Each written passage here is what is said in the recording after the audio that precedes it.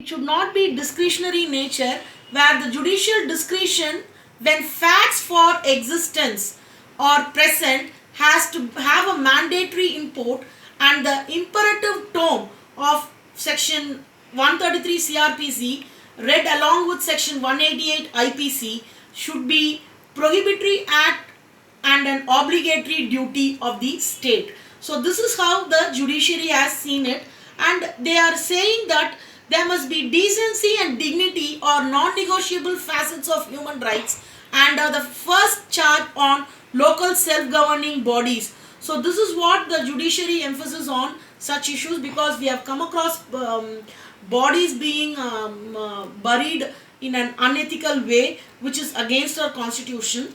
And if you see the other aspects which I wanted to emphasize is, during this COVID-19, as I earlier mentioned, one should understand that the government is taking steps to curb or curtail or bring into control the issues that is being talked or seen, or it is handling as of now.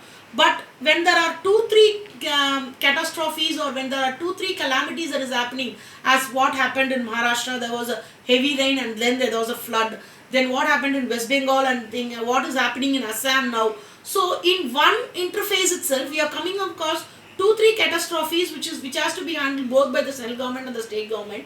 So in one part, it is also the duty of the people to help the government and follow the rules and regulations. But at the same time, if you see in the long run, these laws which is in bits and pieces is not sufficient enough, and we need a holistic umbrella legislation. Because why I am saying it is, UK has made a law in 2020, and it has passed an epidemic act wherein the punishments and following up how they should quarantine, how public health safety would be maintained by the government, and how people should follow all those rules and regulations. And Singapore has also made law, and it has passed, and the act name is it is the Infectious Disease Regulation 2020. This was done by Singapore, and it says that it is an insurance to stay orders which can send at the risk of individuals to the government specified during accommodation facilities, or when they are taking treatment. Because we have come across patients who are asymptomatic and who are even fleeing from half the treatment.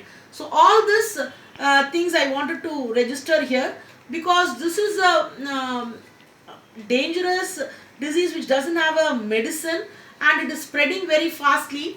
Even after taking out so many precautionary steps by the government and by the individuals, the number of patients, maybe the number of patients who are recovering is more, but the number of patients who are getting infected is also more day after day. So only we are continuing our lockdown, and maybe the medicines that is being found out is being tested now. Maybe last week they have started the testing. So we are in a long way coming across all these things with a fear in mind.